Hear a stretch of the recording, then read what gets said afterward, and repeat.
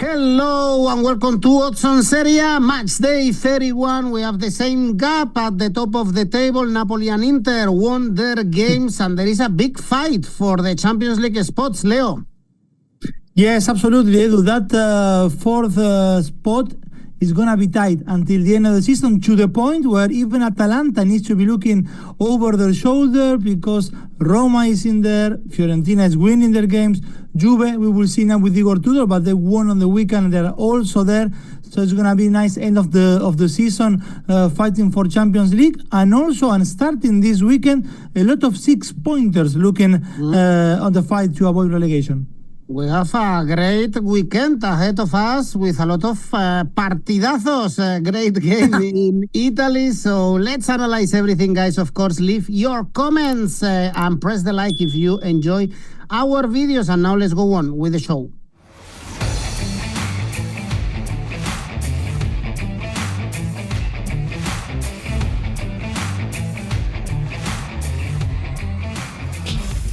And we start with a game, Leo, on Friday, Genoa, Udinese, basically for nothing because these two teams are really far away from the European spots in the middle of the table.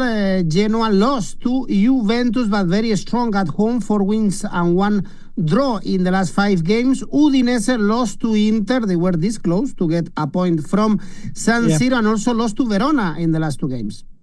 Yes, and to be honest, it's true what you say. Not two teams who are not playing for anything now until the end of the season. But first thing to say, what a beautiful jersey unveiled by the Grifone against Juventus in honor of Boca Juniors, because for those who may don't know, the founders of Boca in 1905 were 𝐬𝐵Ce immigrants, and a beautiful jersey unveiled by Genoa. On the defeat, I would say it was a balanced game there in Turin. The goal that decided the game was pure magic from a loose ball from Kenan Yildiz. Leali, Genoa's goalkeeper, did not have to be called almost at all during the game, or especially in the second half. And Genoa, despite dominating possession, despite having more shots on goal than Juventus, it's true that they did not manage to create chances neither, to be honest. There were some positives anyway for Vieira, like Jan Onana, the Cameroonian midfielder, that he started his first game of the season after arriving in January. Actually, that midfield trio of Onana, Fendrup and Mazzini were quite competitive against Juventus. It was a shame that Malinowski could not start the game because of illness, because that he could have filled that void in creativity for Vieira. Also, Max Cornet was injured, so he couldn't play the part, saying that Vieira had only Pinamonti as an option as a striker. And with Udinese, it's a very good opportunity to keep fighting for the 10th place for Genoa. They could reduce the gap to 2 points with a win. Is at home, Genoa is 4 wins in the last 5, which is absolutely not bad. And the last defeat at home was in December with Napoli. So I don't see many reasons to disagree with the odds that place them as favorite with 2.5 for an 𝐿1. And Udinese, after a run, Edu, that started in February with 4 wins and 2 draws, they are now showing 2 consecutive defeats. You mentioned Venezia, and now also on Matchday, Verona, and now also on Matchday 30 as well. They almost snatched a point in San Siro when Jan Sommer denied Solet the 2-2 almost at the very end of the game. Actually, Solet scoring a beautiful goal to reduce the gap during the game to make it 1-2. My take here, Edu, we should not expect a goal feast to start Matchday 31. That's why I'm going goals under 2.5, odds of 1.54. Well, let's go for more games, more exciting games. Monza 𝐿𝐵𝐺𝐸, this one is important for the relegation. 𝐿𝐵𝐺𝐸 drew with Empoli, so the distance with the bottom 3 is exactly the same, 7 points. And Monza, another defeat. Leo, 19 defeats this season. Yes, and Monza should provide the platform to get back to winning ways for 𝐿𝐵𝐺𝐸, because 4 of the last 6 away from home for 𝐿𝐵𝐺𝐸 have all been defeats, Edu. But it's true that they face in those 6 games on the road Inter, Lazio, Bologna, Fiorentina, Roma, and Milan. And although they managed to win in Firenze and drew with Lazio, but yes, Monza anyway, another weekend, another defeat.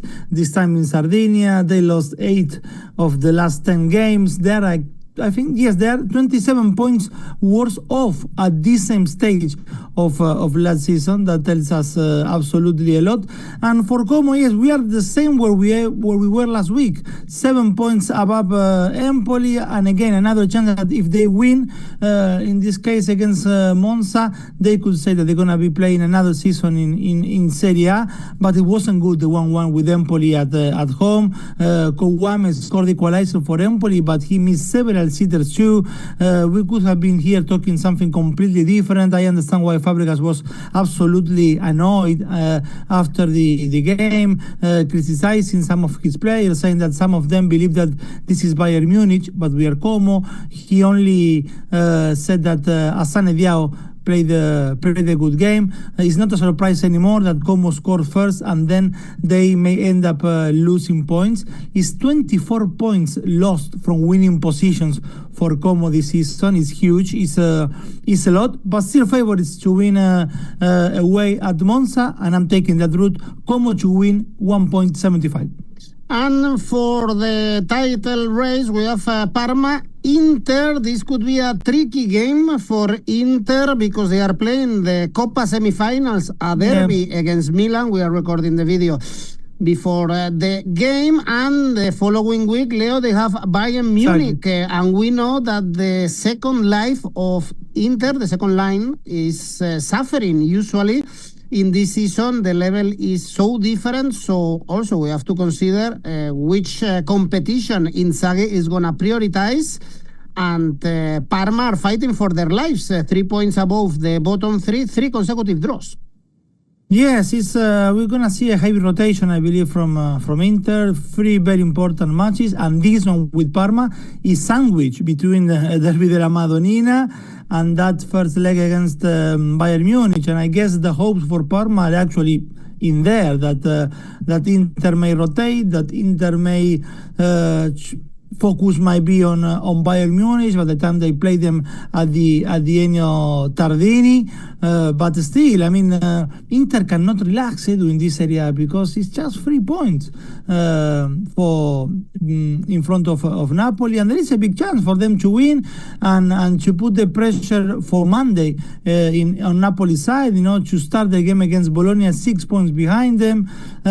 Parma on Monday night, you could tell that they really settled for a draw against Verona, especially in the last 30 minutes. They're still 3 points above Empoli on the relegation battle, and they're going to be imploring Cagliari to at least take something from the Carlo Castellani on the weekend, because it's going to be difficult, or it's difficult for me, even though we are talking about Inter playing Coppa Italia and Champions League, to see Parma snatching something from them. For the evidence that Parma may have settled for that draw yesterday with Verona is that in 6 of their 8 previous matches, Parma scored past the 60th minute of the game, and last night in the last 30 minutes they did not create absolutely anything at all. There was actually a sense of like both teams being scared of losing it all. A solitary win for Parma in the last 12. Inter 4 wins in the last 5.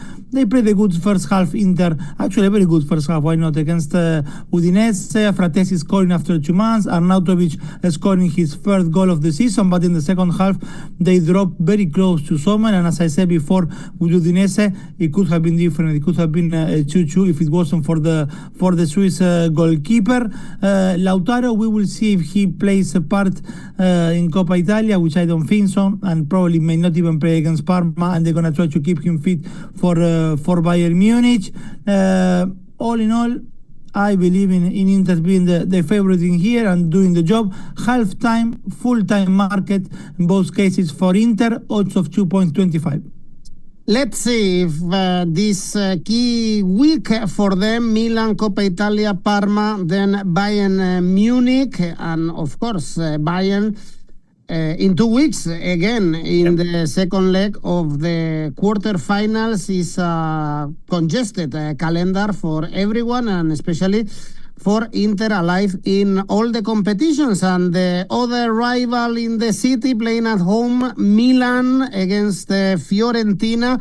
Milan with the focus in Coppa Italia. Of course, they are out of the Champions League. In the Serie A, it looks like, Leo, they are not going to play in Europe. Next season now is -5 with Roma, and we saw another poor performance in the Maradona. I saw some clips of the first goal conceded with João Félix not pressuring the Di Lorenzo, with the defenders also really poor, especially that area when Theo Hernandez usually is. So very poor. We saw Tammy Abraham in front, Jimenez and Leao on the bench, and now it comes Fiorentina with great odds to back them, and they are coming from back-to-back wins against top teams like Atalanta and Juve.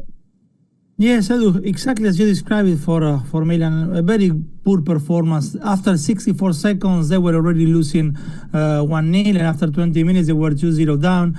But if you watch the last 20 minutes of the game against Napoli, and without knowing anything about Milan's season, you could have thought that they were fighting for top prizes, because those 20 minutes were probably the best football we have seen from Milan in the last few months. But 20 minutes is not enough, and especially when you are playing Napoli at the Diego Armando Maradona. Leao, and another crucial game when he's benched. Santi Jimenez also came on the second half. Leao had a bigger impact than Santi Jimenez. I would say Santi Jimenez missing a penalty, which is not anymore something that we should be surprised with the Rossonero player, because they have missed 4 penalties this season, more than any other club in the top 5 leagues in Europe. They missed 4 out of 9, Milan, in all competitions.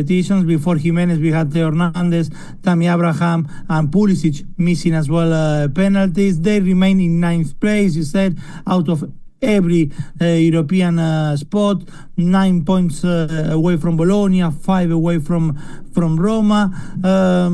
When we look at Milan's results, we're going to see always that inconsistency, the patches of green and red, 2 consecutive defeats at the beginning of February, followed by 3 consecutive defeats after that, 2 wins in a row later on. And Fiorentina, on the other hand, they arrive in Edu in a very good moment. 6 points out of 9. They took facing Napoli, Juventus, and Atalanta, winning the last 2 without even conceding a single goal. They were the better side against Atalanta last Sunday, with a goal from 𝐬𝐭𝐚𝐲 enough to secure a win. It's 21 goals in all competition for 𝐬𝐭𝐚𝐲 so far. Amazing season for him. 16 of them in Serie A. No other player this season in Serie A has opened the score more than the 7 times than 𝐬𝐭𝐚𝐲 has done it. Last week he even released a new single called 𝗵𝗵𝗿𝗀. So happy days for in the 𝐬𝐭𝐚𝐲 camp. I listened to it, so you don't have to, Edu. It's fine. And but anyway, some say it's not too bad. Personally, not my type of music, but good for him to have, of course, other interests apart from football. Milan, the favorites for the bookies. I won't go myself for X1 or X2, Edu. I'm taking the goals route. Goals, especially with Milan playing in San Siro. Goals over 2.5, odds of 1.77. I prefer Franco Battiato. For instance, if you let me choose for an Italian classic, I go for Franco Battiato. Games on Sunday, Lecce, Venezia, 6-pointer, this one for the relegation. Lecce, 2 points above the relegation spots from Empoli, and Venezia, last call, 5 points away from Lecce. They lost to Bologna, first defeat after 4 draws, and Lecce lost to Roma, 5 consecutive defeats, no wins since the 1st of February. Yes, a real 6-pointer here, Edu. Venezia, as we always say, at the back of another good display against the top 8 team, but the performance that anyway it finished with a defeat is now 13 matches without a win, with 6 defeats in that run. However, 5 of those 6 defeats have all been for a 1-goal margin. Inter, Napoli, Roma, Bologna were all 1-0, and then you have a defeat with Udinese 3-2. But if Venezia fails to get the 3 points, all this that we are saying is just an anecdote, or it will just serve as a consolation, because the team is likely to play in Serie B without winning this 6-pointer. Is the moment for them to do it against this Lecce side that is in a very poor state with those 5 consecutive defeats. Winning for Venezia won't take them out of the relegation zone, but it will shorten the distance with Lecce to 2 points, and Lecce at home without winning since the 15th of December, 5 defeats and in 7 matches since then. The odds are favoring Lecce, Edu, but I will go the other way around. Double chance Venezia, 1.64.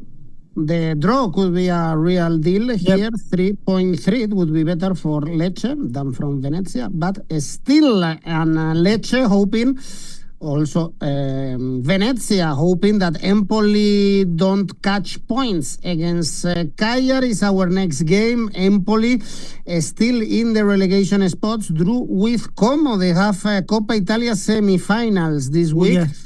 As well, with Bologna in Serie A is no win since the 8th of December, so really bad run. And Cagliari is the opposite. It was very important, the win over Monza, 6 points away from Empoli after beating Monza 3-0. Yes, another 6 huge pointer we have this weekend. And last one you mentioned is Cagliari, and they are arriving in a great state of mind after securing another 6-pointer for them on Sunday against Monza at home. They have now secured a 6-point buffer with Empoli. Superb second half for the Sardinians, because the first half ended, we went to the break with the game 0-0. In the second half, Gianluca Gaetano, man of the match, scoring from a free kick and assisting as well 𝐿𝐵𝐵𝐵 for the first goal. 2 goals for Gaetano, not a great return for him or for Cagliari, but in very important wins for Cagliari, those 2 goals. Lecce and now Monza. Roberto Piccoli may not have scored, but in the second half especially, he was outstanding. He engaged in 17 duels all game. He's the type of striker you need in a relegation battling team. The first win for Cagliari in the last 6. Cagliari should be the mirror actually for teams like Venezia, because the Sardinian are competitive against big teams or top 8 teams like Venezia, despite losing those games as well. But they are winning the games they have to against direct rivals. They won 3 of the last 10 games, Cagliari, and those 3 wins have been against Lecce, Parma, and Monza. And Empoli, of course, in a very poor state, 15 games without a win, which is half of the season basically for them. Although since the 5-0 defeat with Atalanta, the performances have been a little bit better. And as I said before with Como, Empoli should have won the game at the Lake. They've been several chances. 3 games without scoring for Empoli at home. Might take here double chance Cagliari combined with goals under 2.5, odds of 2.65. Okay, 2 wins only away this season for Cagliari. Next game is Torino. Verona, not much on stake here, although Verona is still involved in the relegation battle, 6 points away from the bottom 3. Drew with Parma. These are news because it's only the 3rd draw of the season. For Verona, Torino, middle of the table, really informed, got a point against Lazio. It's 3 wins and 2 draws in the last 5 games for Torino. Yes, and they are 11th in the table. They settled for a draw on Monday night in the capital. In fairness, was one of the for me at least, it was one of the most boring games on Matchday 30, the 1-1 between Lazio and Torino. Nothing was happening in the game when Lazio scored, and although the Granata did not create clear chances, when 𝐬𝐭𝐴𝐺 equalized with 8 minutes to go, it was fine for the context of the game. The first goal of the season for 𝐬𝐭𝐴𝐺, all of them in 2025, and all of them against top 8 teams, Fiorentina, Milan and Lazio, the teams that 𝐬𝐭𝐴𝐺 scored against. As I said with Parma, Verona settled for that point with them. 7 points gap still there with Empoli, same case than 𝐿𝐵𝐵𝐴 for Verona. They should start looking for draws or settling for draws if they can. Verona, something that you mentioned, is not that something that occurs very likely with them. Only 3 draws this season, but they should be adding points between now and the last 4 matches of the season to avoid having to play with the heart in their hands, Edu, because they're gonna be closing Verona the season against Cagliari, Lecce, 𝐿𝐵𝐴 and Empoli. So all 6 pointers for in the last month for them, but so far they should not worry too much when we look at the table. For Torino at home, it's been 3 wins and 3 draws in the last 6. We all know that Torino at home is not the most adventurous team, and Verona early goals are something which are a rarity for them. They haven't scored in the first half in their previous 7 matches, Verona. That's why my take here is first half draw, 2.2. All right, much more interesting the other 3 games that we have left. Atalanta-Lazio is the next one for the European spots. Atalanta had a bad month of March. They are out of the title race, but now they have to look back, as you said at the beginning, because Juventus are only 3 points away, so the Champions League spots are not guaranteed. Lost to Fiorentina, lost to Inter without scoring. And Lazio also are in a down. Leo, 1 win in the last 6 Serie A games, also having the Europa League game in 10 days, or after this game is going to be only 4 days after. So with one eye looking at Europe, with one eye at the European spots in Serie A. Yes, Edwin, and I miss the Atalanta of the first 7-8 months of the season. To be honest, they need to rediscover their best level. Another game in which they didn't have a shot on target for 2 consecutive games. It happened the same also on Matchday 29. They weren't good against Fiorentina, who was the fair winner of the match. Is 2 consecutive defeats with them. Retegui, I mentioned last show that he left Italy's camp in the international break injured, and which was a surprise to see him started the game, and he didn't look fit in a time where they need Retegui and Lookman and people scoring a lot, because as we are saying, the 4th spot is gonna get tight for the Champions League qualification, and Atalanta need to rediscover that level, not to be worrying about losing even their 3rd spot. Lookman arriving to Italy on Friday, another player who look a little bit knackered with Fiorentina. Emerson as well, just 1 day of training after traveling from South America, in which he didn't play almost a part for Brazil in the 𝐿𝐵𝐴 qualifiers. This said, they were a little bit unlucky, Atalanta, to go down at the break, because the 𝐬𝐭𝐴𝐺 goal started with a mistake when the first half was almost finishing. But it was the first away defeat in 7 months for Atalanta. At home, after a run of 6 consecutive wins, they are now 6 without winning, with 4 draws and 2 defeats. But after a full week of training and preparation, I can agree with the odds that they place them as favorites against this Lazio, that was very poor on Monday night, as I said before, with Torino. Although if you look at the results of Lazio on the road, they won 3 of their last 5 with just 1 defeat. 𝐋𝐞𝐿 Castellanos is injured. Verona is using 𝗀𝗲𝗂 as a number 9 with Pedro, Isaacsen and 𝗀𝐶𝐭 behind him. On paper is not bad, but the form is not good enough lately. Might take here Atalanta to win, odds of 1.75.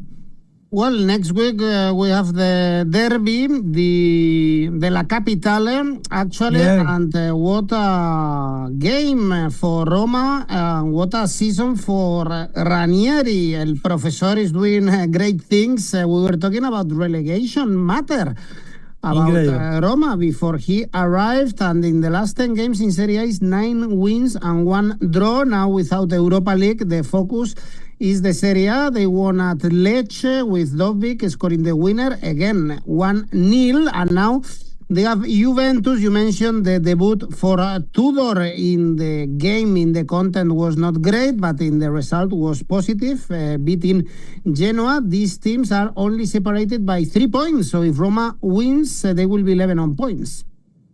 Yes, absolutely. That's why it's a massive win. I'm really looking forward for this Roma Juventus at the Olimpico.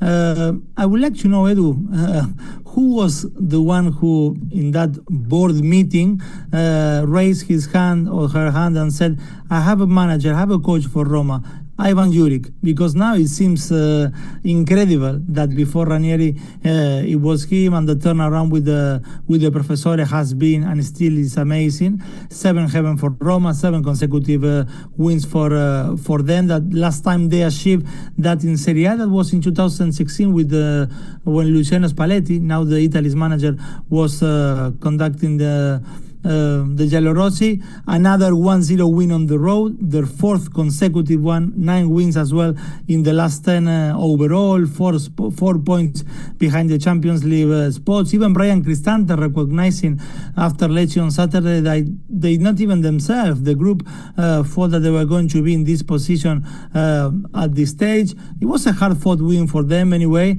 𝗀𝗵𝗂 scoring with 10 minutes to go. He has 11 goals this season. And his last 4 goals gave 12 points to Roma, Udinese, 𝐿𝐭𝐵𝐿, Cagliari and Lecce. They shouldn't have waited anyway that long in Via del Mare to score, because they have a lot of chances before 𝗀𝗵𝗂 finally made it 1-0 for them. We can talk about 𝗀𝗵𝗂, but they're impressive in the defensive form as well, Edu. It's just 1 goal conceded in this run of 7 consecutive wins. Now it's Juventus. Next week, as you mentioned, the derby de la Capitale, and they still need to face Inter, Milan, Atalanta and Fiorentina as well before the end of the season.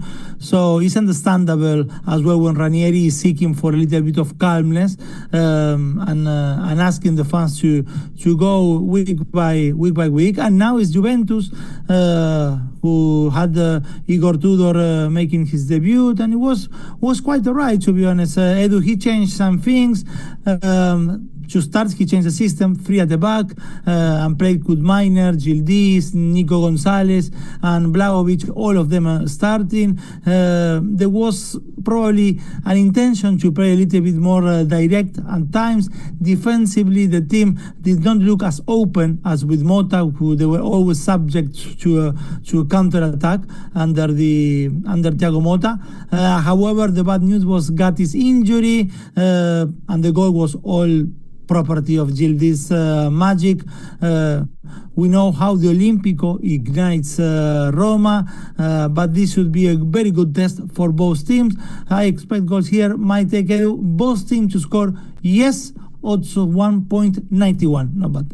Great game, this one on a Sunday evening, and for a Monday we have a bonus track that is also very, very good. Bologna, Napoli. Yeah. Bologna in Champions League spots after beating Venezia away, 5 consecutive wins in Serie A, and Napoli still in the fight for the Scudetto after beating Milan 2-1, but away, Leo, they couldn't win in the last 4 trips since the visit to Bergamo.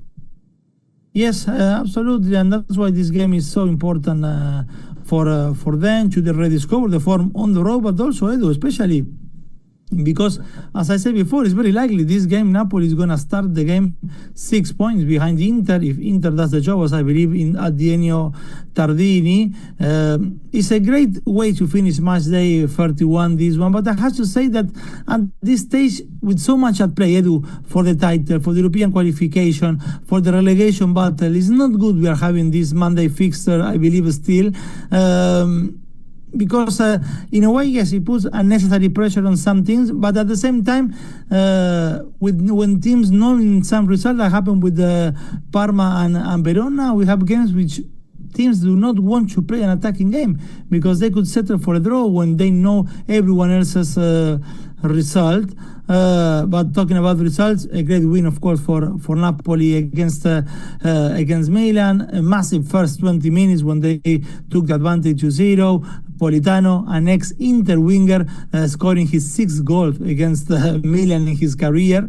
Lukaku scoring his 11th goal of the season. He's just 2 away from the 13 he scored with Roma last season. Last time they have defeated Milan was August 2018, and you couldn't tell how much it meant for the fans and the tension that was building up to the end. Meret saving a penalty from Santi Jimenez with the game 2-0 was crucial because the last 20 minutes they were suffering, and 𝐬𝐭𝐵 made it 2-1 for Milan with 5 minutes to go. The best definition of how the match unfolded in those 20 minutes was given by Conte when he said that in this type of games he hates being a coach. The nerves were all over him too.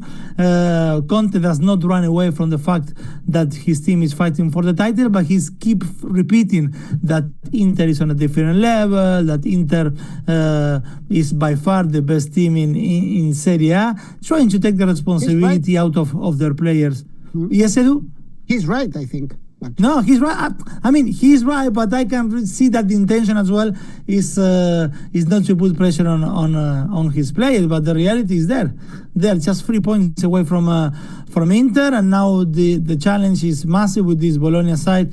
As you said, they are in 5 consecutive wins, enjoying an amazing moment, playing Coppa Italia semi-final with Empoli, which they are of course the favorite to reach that final with the squad. But it's good to see, I mean, how they manage the pressure Bologna, because it's a team with a lot of youngsters, Santi Castro, Benjamin Dominguez, and so many others. Actually, Santi Castro couldn't play on the weekend because of disciplinary points, because he was suspended, and he's gonna return probably against Empoli. And if he doesn't play against Empoli, for sure he's gonna start against Napoli. The same goes for Benja Dominguez, who just arrived on last Friday. That's why he didn't play a part on the weekend, with Orsolini scoring the winning goals. 11 goals for him this season. He's someone who delivers. 10, 11, and now again 11 goals for him in the last 3 seasons. Great game, Edu, on paper, and great odds either way as well.